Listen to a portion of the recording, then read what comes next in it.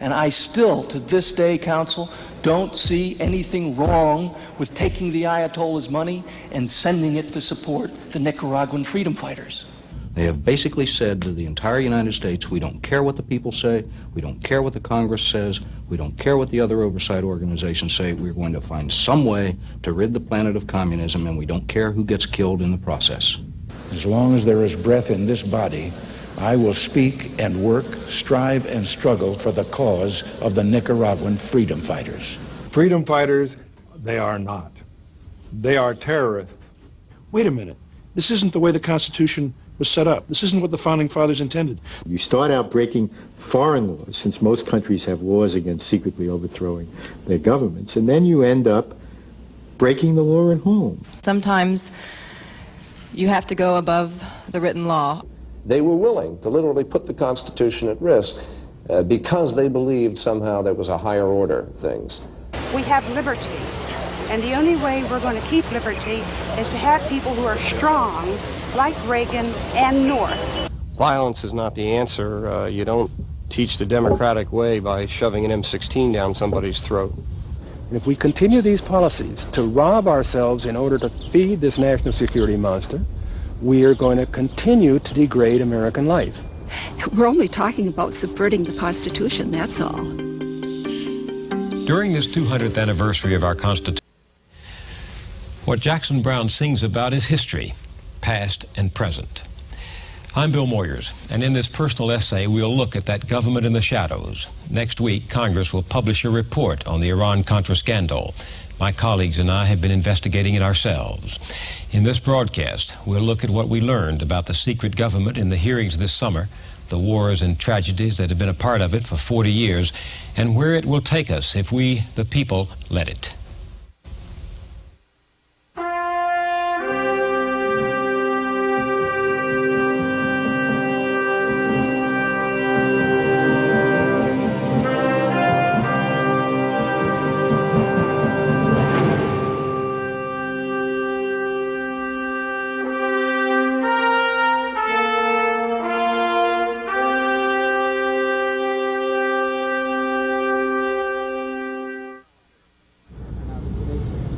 This is how Americans like to think of their government.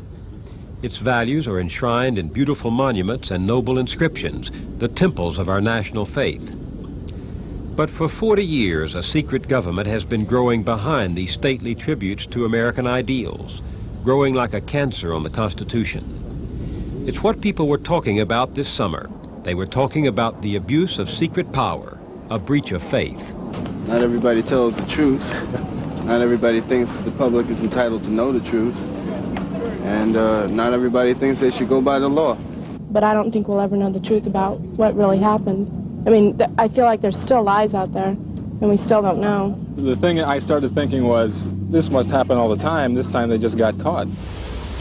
People lined up early every day, waiting to listen in person to the Iran-Contra hearings, while millions watched from home on television. Members of the secret government had been forced from the shadows into the spotlight. I will tell you right now, Counsel, and all the members here gathered, that I misled the Congress. At that meeting? At that meeting. Face to face? Face to face. You made false statements to them about your activities in support of the Contras? I did. Oliver North had been the secret government's chronic liar, long on zeal for his president and the cause. But he was not the only zealot, not the only one to deceive. The hearings revealed a wholesale policy of secrecy shrouded in lies, of passion cloaked in fiction and deception. But the hearings told only part of the story, so let's begin on day one. I, Ronald Reagan, do solemnly swear that I will... President Reagan came to office promising to restore America's military and moral prestige in the world. Voters had responded when he pledged to be tough on terrorists, a vow he repeated time and again. Let me further make it plain to the assassins in Beirut and their accomplices, wherever they may be, that America will never make concessions to terrorists. That's what the president kept saying, but it's not what he was doing. The story broke 1 year ago, on November 3rd, 1986, in a magazine in Lebanon. The United States had defied its own embargo on arms to Iran, Ronald Reagan was offering weapons to the Ayatollah Khomeini in return for the release of American hostages. The president went on television to deny it. The charge has been made that the United States has shipped weapons to Iran as ransom payment for the release of American hostages in Lebanon, that the United States undercut its allies and secretly violated American policy against trafficking with terrorists. Those charges are utterly false. The president was not telling the truth, and when he held a news conference the next week, the pattern of deception continued. Mr. President, I don't think it's still clear just what Israel's role was in this. Could you explain what the Israeli role was here? No, because we, as I say, have had nothing to do with other countries or their shipment of arms or doing what they're doing. That wasn't the truth either.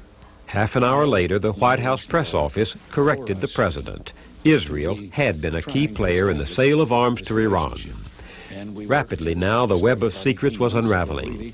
On November 25th, the president's old friend and ally, Attorney General Edwin Meese, revealed the deepest secret of all. Certain monies which were received in the transaction between representatives of Israel and representatives of Iran were taken and made available to the forces in Central America which are opposing the Sandinista government there. The Constitution is ambiguous on many things, but not on this. The president, quote, shall take care that the laws be faithfully executed. Yet President Reagan himself approved selling arms to Iran. And as for the illegal diversion of funds to the Contras, well, the president's national security advisor said the decision had been his. I made a very deliberate decision not to ask the president so that I could insulate him from the decision and provide some future deniability for the president if it ever leaked out. But there was no denying that the president's men knew what was in the president's mind. And he had been very adamant at the time that he says, look, I don't want to pull out our support for the Contras for any reason. This would be an unacceptable option. Isn't there something that I could do unilaterally? Unilaterally. In other words, without congressional approval. Ronald Reagan's message was clear. Find some way, any way, to help the Contras. So I guess in a way they are counter-revolutionary, and God bless them for being that way. And I guess that makes them Contras, and so it makes me a Contra too. The Contras. Ronald Reagan compared them to our founding fathers. In reality, Ronald Reagan and CIA Director William Casey were their founding fathers. 2 months after his inauguration, the president approved the funds which Casey used to create the Contras. Their ultimate goal was the violent overthrow of the Nicaraguan government, a government the United States legally recognizes. So the war had to be carried out covertly as a campaign of terror. But Americans were outraged when CIA agents mined the Nicaraguan harbors and blew up fuel tanks, causing thousands of Nicaraguan citizens to flee their homes. Congress, in protest, cut off the Contra funds. When the president refused to give up on his creation, the Contras cheered. Viva Reagan! Viva Reagan! But how to keep the Contra war going despite Congress, the law, and public opinion? First, a small cabal in the White House took charge of policy. The president, CIA Director Casey, National Security Advisors McFarlane and Poindexter, and their aide, Colonel North, who did not wear his Marine uniform when he worked for the secret government. To raise money for the Contras, the secret team turned to right-wing governments that could do favors for the United States and receive favors in return. The King of Saudi Arabia doled out $1 million a month. The Sultan of Brunei coughed up $10 million that was misplaced through a White House error. The secret government also encouraged the fundraising efforts of General John Singlaub. Relieved of his command for insubordination in 1977, he now runs the World Anti-Communist League.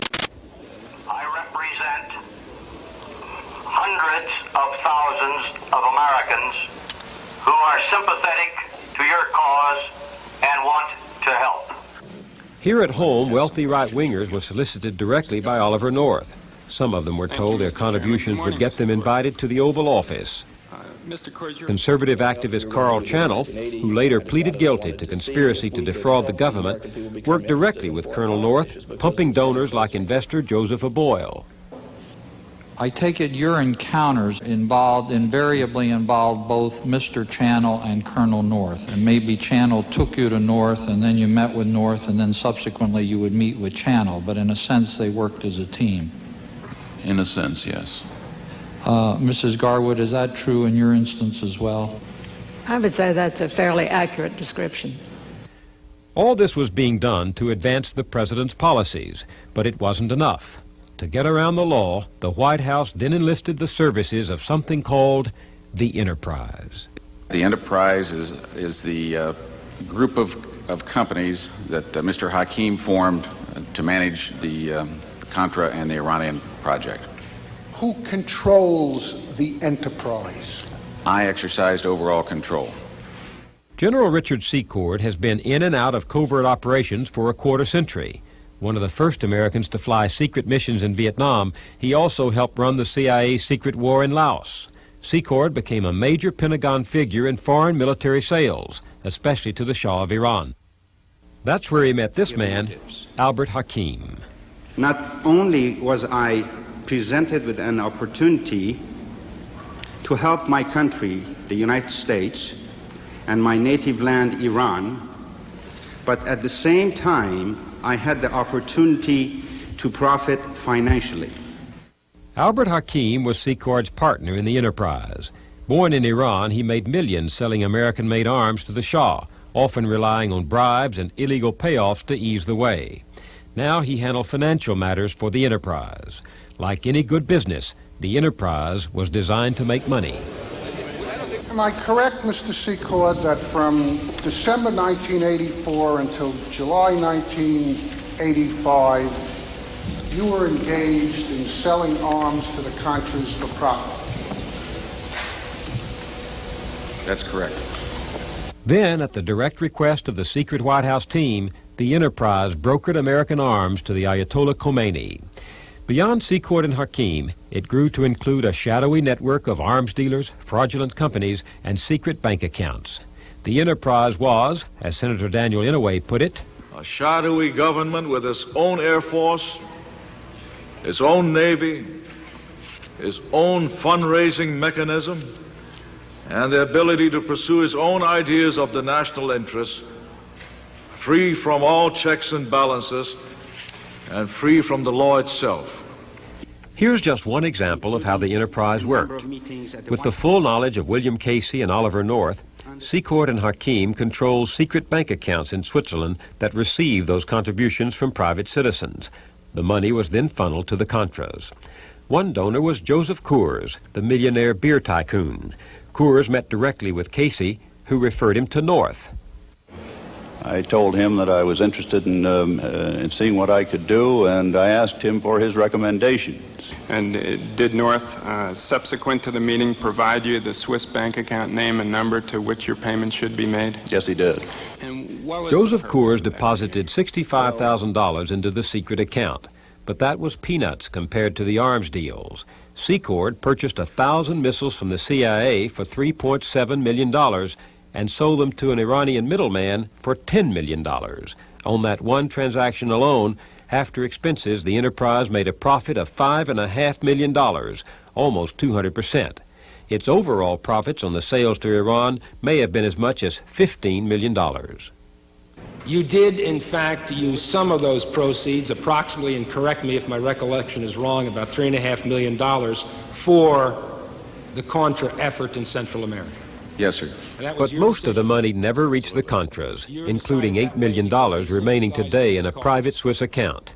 Operating in secret, the Enterprise was free to put profits above patriotism. They even sold arms directly to the Contras at a huge markup. If the purpose of the Enterprise was to help the Contras, why did you charge Calero a markup that included a profit? We were in business to make a living, Senator. We had to make a living. I didn't see anything wrong with it at the time. It was a commercial enterprise. Oh, I thought the purpose of the Enterprise was to aid Calero's cause. Can't I have two purposes? I did. While profits were being made, lives were being lost. Iran has used missiles supplied by the Enterprise to fight its war against Iraq. That war has already lasted more than 7 years, as many as 1 million people killed or wounded. And in Nicaragua, the Contras use weapons from the Enterprise against civilians. It's a terrorist war they're fighting. Old men, women, children are caught in the middle or killed deliberately as the Contras use violence against peasants to pressure their government. Thousands have died. Even as the hearings were taking place in Washington this summer, a Contra raid in Nicaragua killed 3 children and a pregnant woman. As the casualties mounted, the secret government in Washington knew that the Contra leaders were not such noble freedom fighters after all. Colonel North learned that from his own liaison with the Contras, Robert Owen. I was but a private foot soldier who believed in the cause of the Nicaraguan democratic resistance. Owen sent a secret memo to his boss. He reminded North that the chief Contra leader, Adolfo Calero, is a creation of the United States government, and he warned North that those around Calero, quote, are not first-rate people. They're liars, greed and power motivated. This war, he said, has become a business to many of them. Owen's judgment has been supported by disillusioned rebels who quit the struggle in disgust with Contra leaders. People who had never dirtied their boots, people who never went to the field, people who didn't even know how to pick up a rifle, pretending being a facade for the CIA, and whose only concern was making money. Alberto Sur is a former Contra officer who once won the personal congratulations of Ronald Reagan, but then he discovered corruption among the Contras. They bought shoddy goods and put them at hiked up prices. They bought low-grade grains like rice and beans and corn and sugar and salt and put them up for sale or build them to themselves at the highest prices. They did the same with ammunitions. They did the same with rifles. All this, the contempt for Congress, the defiance of law, the huge markups and profits, the secret bank accounts, the shady characters, the shakedown of foreign governments, the complicity in death and destruction. They did all this in the dark because it would never stand the light of day. Secrecy is the freedom zealots dream of. No watchman to check the door, no accountant to check the books, no judge to check the law. The secret government has no constitution. The rules it follows are the rules it makes up. So William Casey could dream that the Enterprise might take on a life of its own, permanent and wholly unaccountable. The director was interested in the ability to go to an existing, as he put it, off-the-shelf, self-sustaining, stand-alone entity that could perform certain activities on behalf of the United States. Are you not shocked that the Director of Central Intelligence is proposing to you the creation of an organization to do these kinds of things outside of his own organization? Counsel, I can tell you I'm not shocked.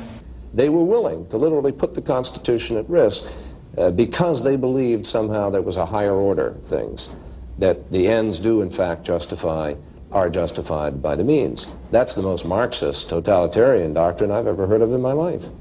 Senator John Kerry of Massachusetts, a veteran of the Vietnam War, is a member of the Senate Foreign Relations Committee. If you can have a retired general and a colonel, in Mufti running around, making deals in other countries on their own, soliciting funds to wage wars, to overthrow governments, and hide it from the American people so you have no accountability, you've done the very thing that James Madison and others feared most when they were struggling to put the Constitution together, which was to create an accountable system which didn't have runaway power, which didn't concentrate power in one hand so that you could have one person making a decision and running off against the will of the American people. What could possibly justify it? The fight against communism, of course. This nation cannot abide the communization of Central America. We cannot have Soviet bases on the mainland of this hemisphere. It means dirty wars and dirty tricks, lying and deceit. These operations were designed to be secrets from the American people. Mr. Niels, I'm at a loss as to how we could announce it to the American people and not have the Soviets know about it. Well, in fact, Colonel North, you believed that the Soviets were aware of our sale of arms to Iran, weren't you? We came to a point in time when we were concerned about that. Since our adversaries know about covert operations, the only people fooled are the American people. But consent is the very heart of our constitutional system. How can people judge what they do not know, or what they are told falsely? It's something troubling Americans these days.